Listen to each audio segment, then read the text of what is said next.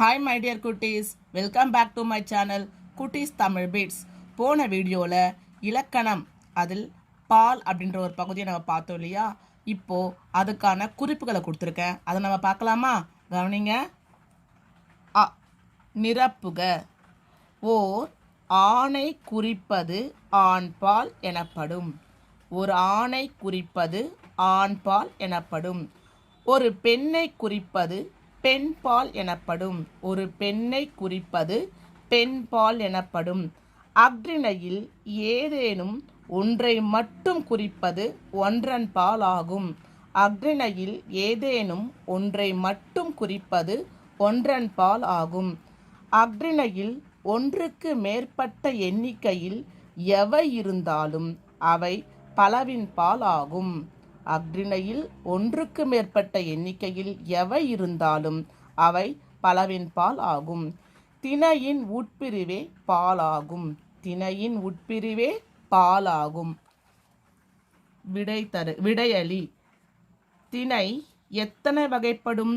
அவை யாவை? விடை. திணை 2 வகைப்படும். அவை உயர்திணை, அஃறிணை. திணை 2 வகைப்படும். அவை உயர்திணை, அஃறிணை. செகண்ட் ஒன் பாருங்க. பால் எத்தனை வகைப்படும்? அவை யாவை? விடை. பால் 5 வகைப்படும். அவை ஆண்பால், பெண்பால், பலர்பால், ஒன்றன்பால், பலவின்பால்.